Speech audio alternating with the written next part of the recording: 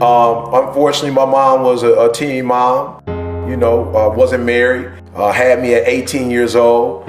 And, it was just me and moms for a while, moved to Detroit. She married, her husband adopted me. I wasn't really, feeling my man like that, wasn't feeling the relationship.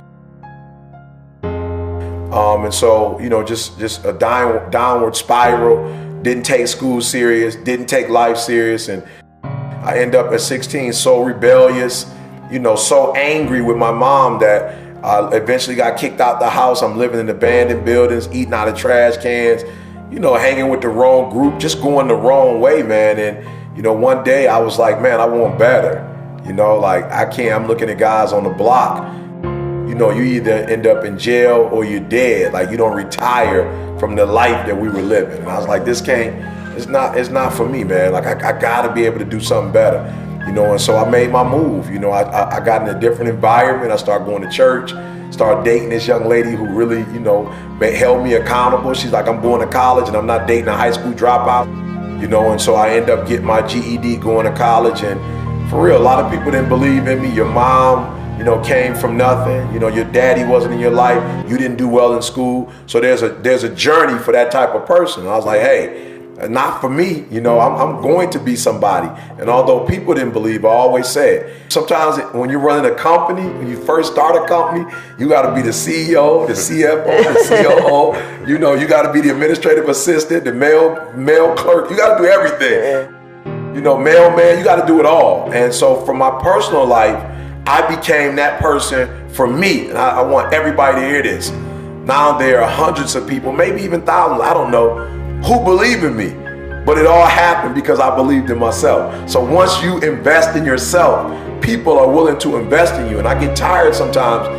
Kids call me, Mr. Thomas, I have this business or I have this idea. I want you to invest, 3,000 pounds. I'm like, that's your dream. That's your vision. You have to invest in it more than anybody else. And when you do that, then you'll get other people to support you. So that's just what I believe. You got to believe in yourself before anybody else is going to buy into your vision.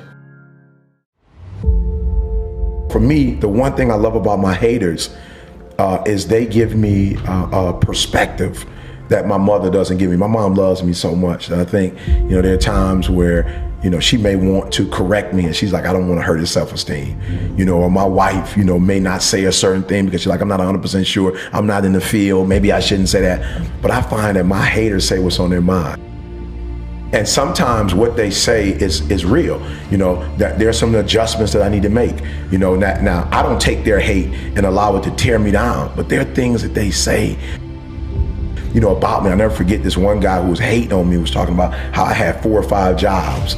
He's like, he's doing this and he's doing that, he's doing that. And I thought about it one day and was like, okay, what is he saying? Now, take away that he's not making his dreams become a reality and he's jealous about the fact that I'm fearless, that I'm going out here and I'm trying it. Yeah. But there was some validation in what he was saying, in that if you're doing too much and you don't have a solid focus, you may not be getting the most out of your life.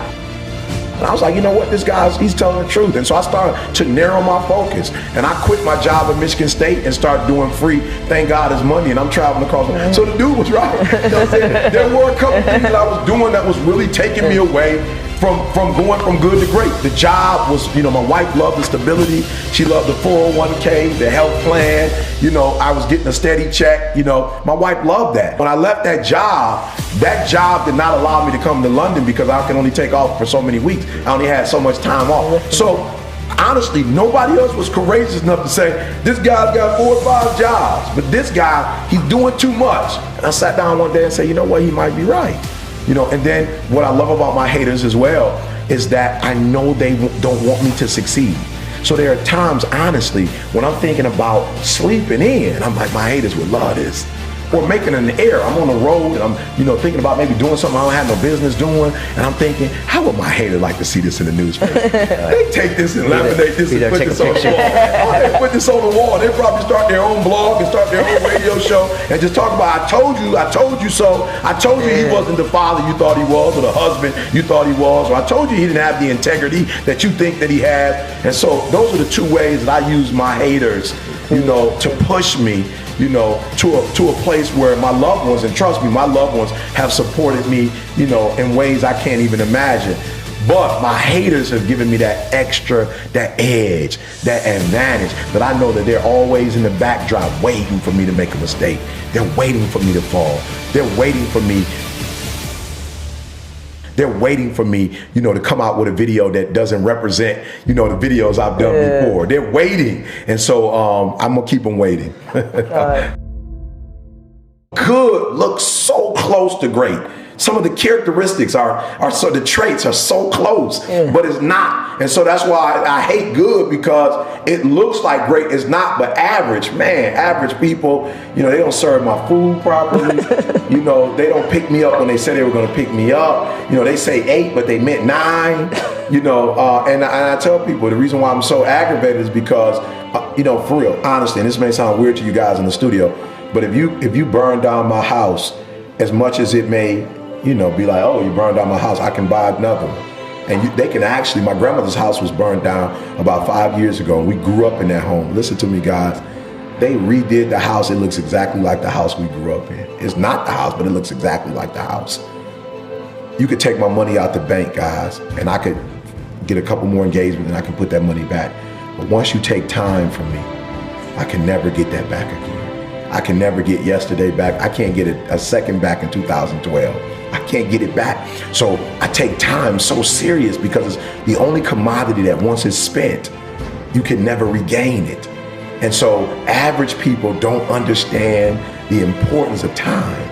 And so that's what aggravates me, is that while you're being average, you're dragging me into your reality when that's not my world. And I don't want to live in that world. So I like to hang with great people because they get it, and people who are good transitioning to great, they're not stuck in great, they get it. They understand my passion. They understand. I was with Edgar Davis yesterday. We're talking, and it's a wonderful conversation because we both get it, and we're going back and forth and back and forth. He was one of the best. We're going back and forth and back and forth, and he's like, Eric, I don't understand some of these guys that play now. They don't have to drive. They're not hungry, and it's because they don't see that opportunities have to be seized. You have to, and so that's why I have a problem with average and good. They frustrate me because they're facade. They look to be a certain thing, but in reality, it's not what it appears. Every day in Africa, in the safari, a lion wakes up. Every single day in the safari, a lion wakes up, right? And every single day in the safari, a gazelle wakes up. It says that if you wake up and you're a gazelle, you realize if you're going to survive as a gazelle, if you're going to survive, you must outrun the slowest gazelle. In your mind, you're thinking you got to outrun the fastest lion. That's not the truth. You just got to stay ahead of the slow gazelle. That's it. Every single day when you wake up, whatever it is that you do professionally, you better make sure you're not in the back of the pack. You better be as close to the front, if not up front, as possible, because every single day when the lion wakes up, it's only one thing on that lion's mind, and that is catching the gazelle that couldn't keep up.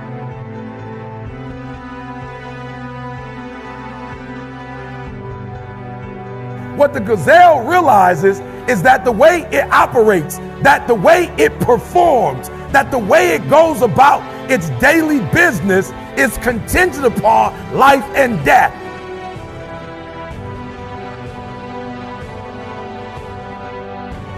That if that gazelle does not do what he or she is supposed to do, it will be eaten by a lion.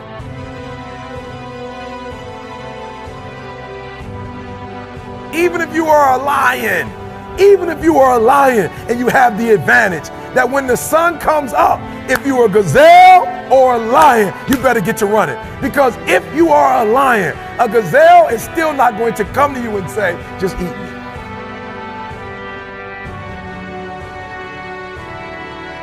I don't care how deep you are as a lion. when you wake up, nothing is going to come to you. Nobody's going to give you anything. They're still not giving stuff to ET. I still have to work. I still have to fly 20 hours to get to Australia. I still have to go to London. I still have to do free stuff in Detroit. I still have to drive. I'm a lion. And when the sun comes up, I still have to get to running.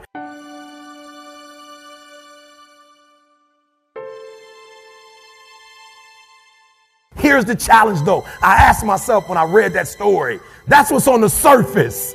I read it and I started asking myself, E.T., what's the difference between the gazelle and what's the difference between the lion? What's the difference? I know that they're wired differently, but what's the difference? And what I discovered is that the gazelle is running from something.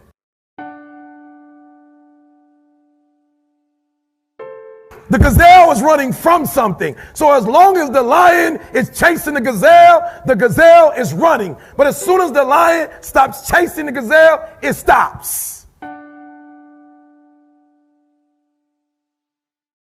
That's a lot of you in this room. You will run. You'll do what you're supposed to do. As long as you're getting pushed, as long as you're getting motivated, as long as somebody is encouraging you, as long as somebody's coaching you, as long as somebody's pushing you, as long as somebody's prodding you, you're doing what you're supposed to do.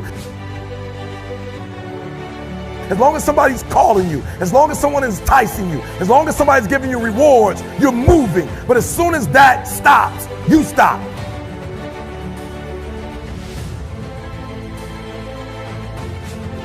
I asked myself the question about the lion, and I said the lion is not running to be rewarded. The lion is running to eat.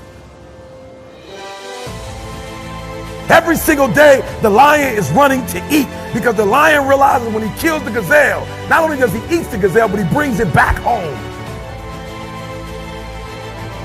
You've got to ask yourself, what's your why? What motivates you? What pushes you? What drives you? And if that thing is internal, if nobody has to call you, if nobody has to prod you, if nobody has to reward you, if nobody has to give you anything, if you are self-motivated and self-regulated, you can have it, you can be it, you can do it.